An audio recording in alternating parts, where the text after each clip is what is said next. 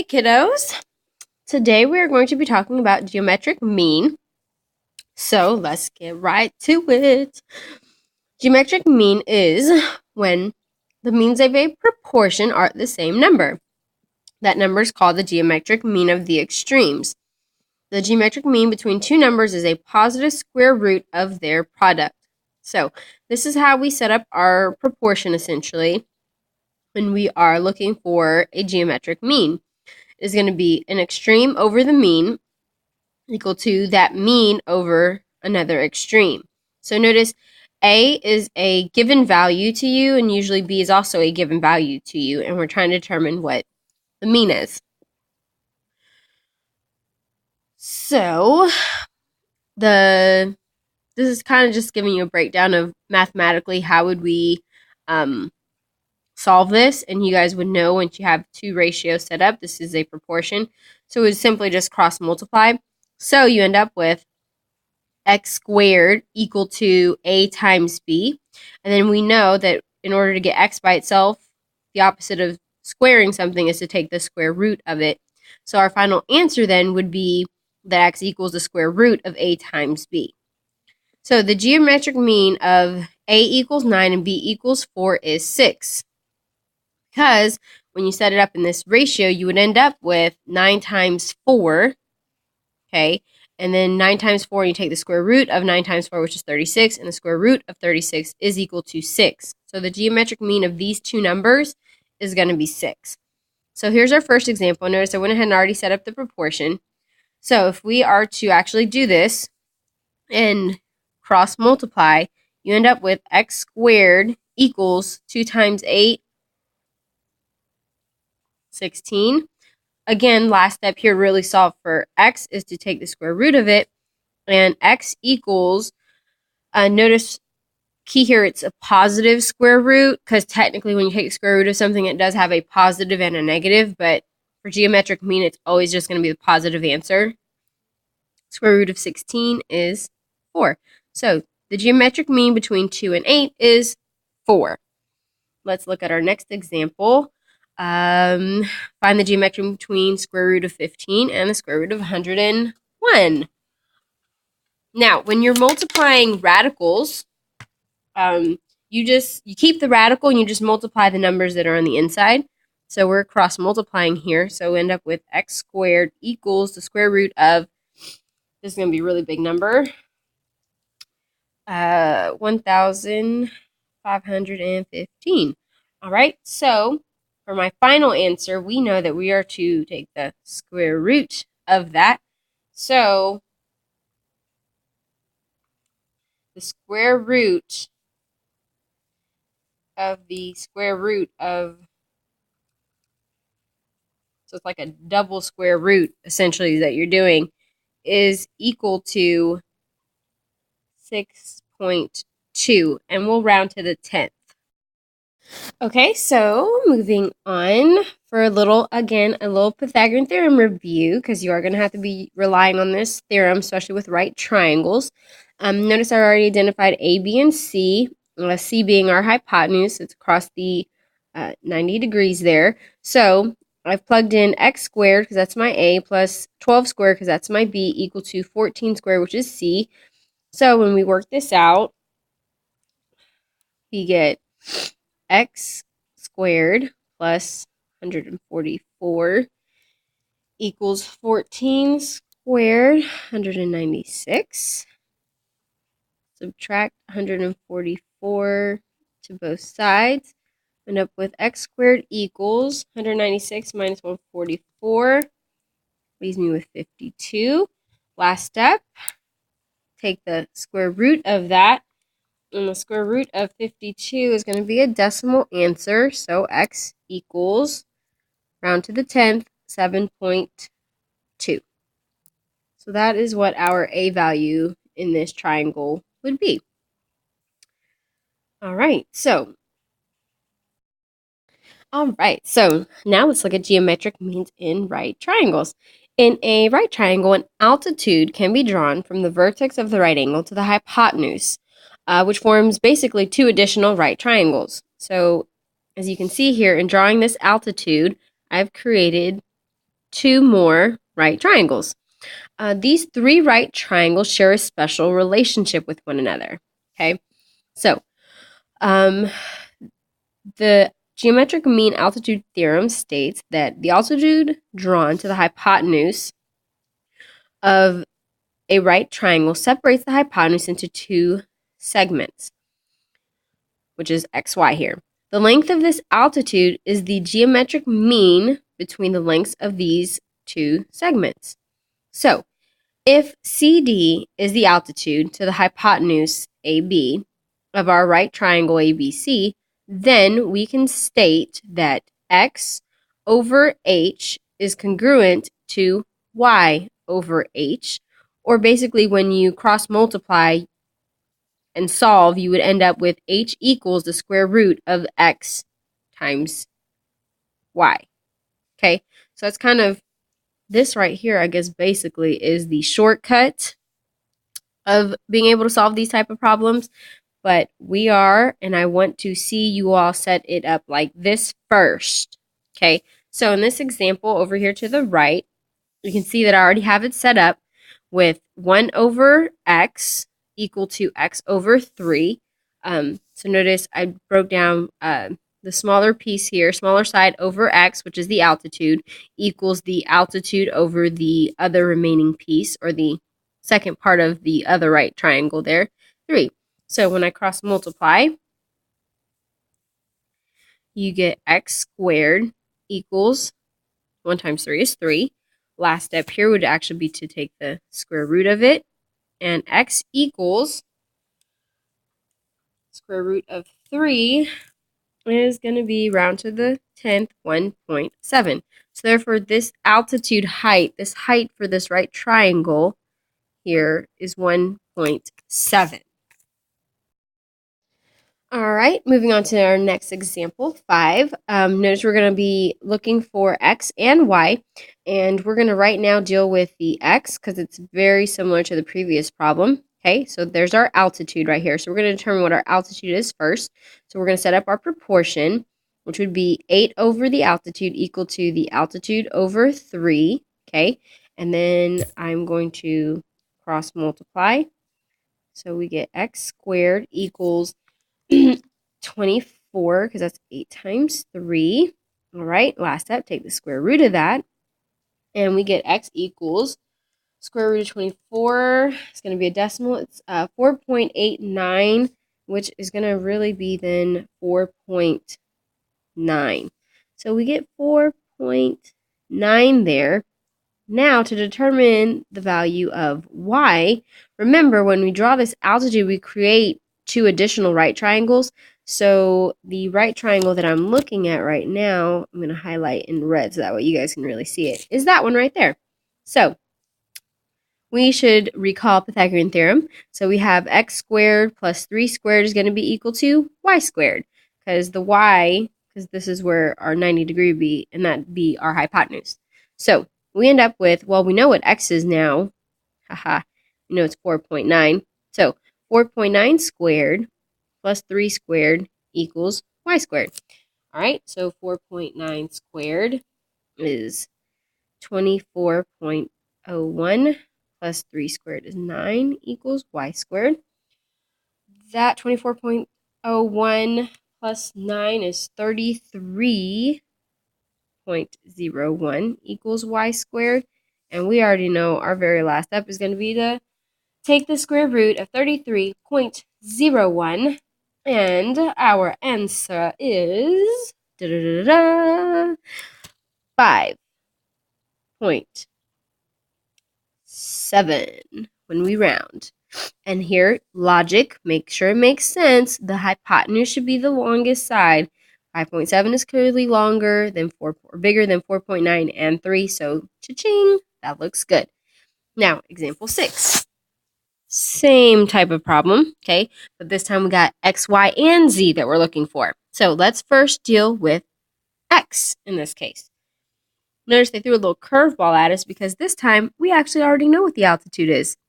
So that's all good because the setup stays the same. All right, so we will have 2 over 3 equals 3 over x.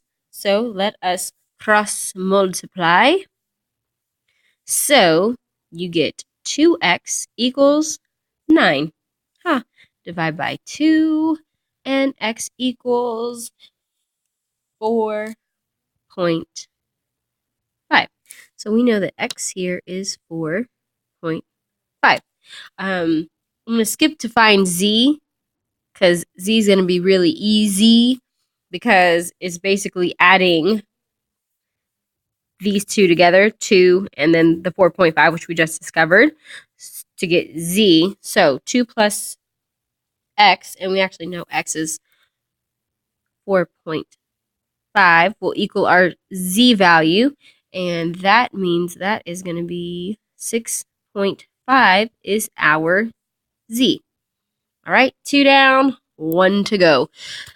And that is our wonderful y value. And remember, guys, when you draw an altitude in a right triangle, you create two smaller right triangles.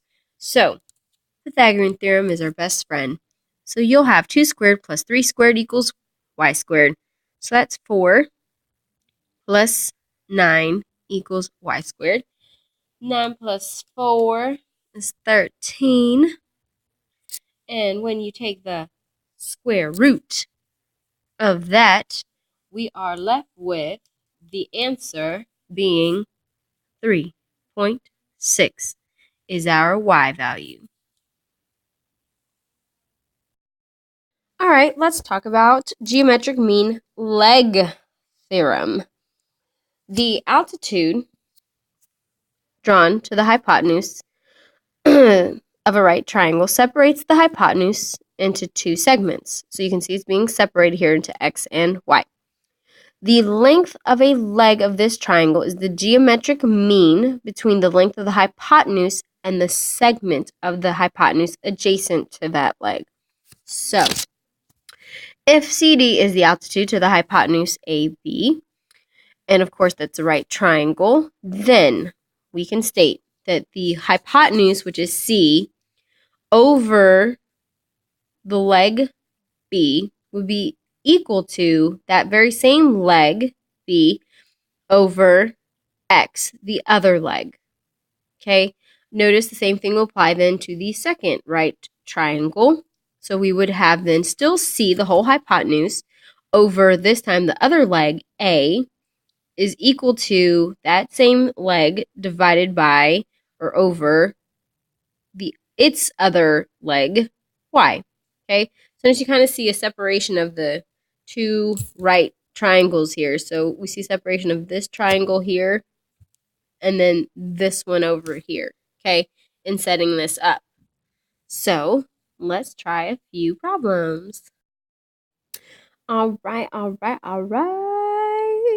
Here we have triangle JKL, okay, and we can see here the E is our altitude. So I have these two smaller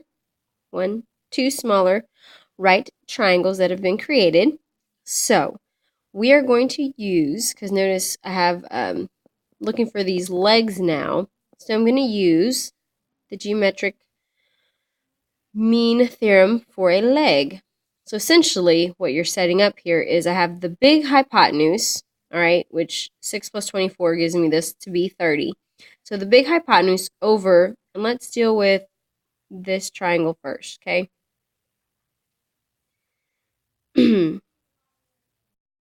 My file made a little typo up there in my shorthand here. So like I was saying, you need the big hypotenuse of the real big right triangle that we have here, okay, which is 30, over the smaller hypotenuse of the small right triangle that we're now dealing with, which in this case is D, which would equal that same small hypotenuse D over its leg that we are looking for, which is right here, okay, 6.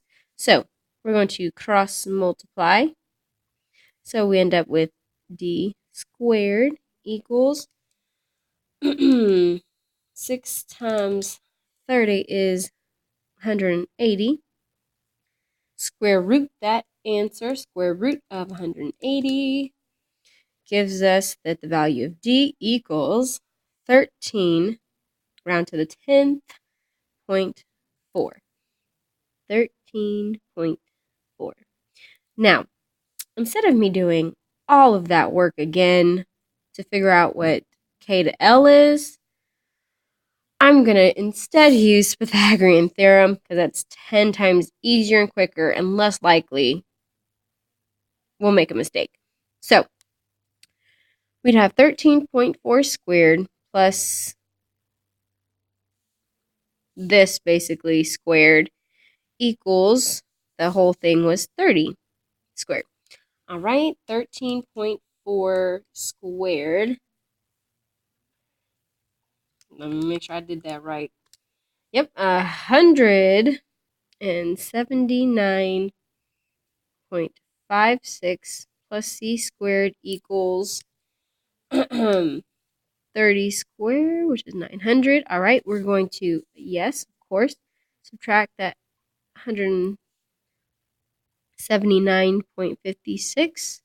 So we end up with c squared equal to 900 minus 179.56 is equivalent to 720.44. Of course, that's not the answer though, because we do have to take the square root of that.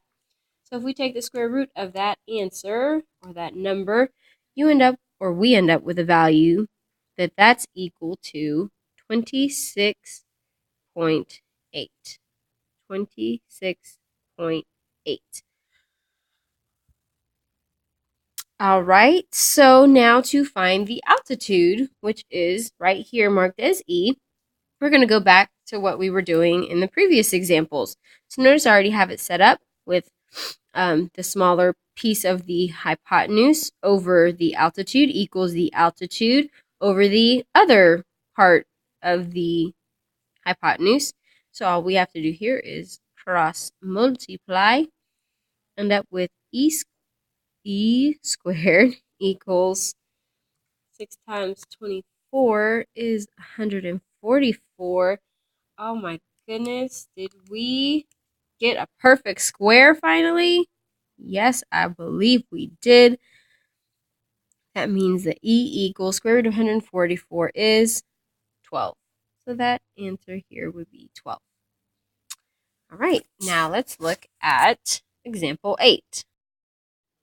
All right, so as you can tell, I kind of already set this up, so let's explain here. So I'm looking for these pieces here, so I'm going to have to use the geometric mean leg theorem here. So I need my big hypotenuse, okay? So the whole thing here is 25, hypotenuse, longest side, 25, over my small hypotenuse. So notice I've identified that this is the triangle I'm going to deal with first. I'm going to find x here first, okay?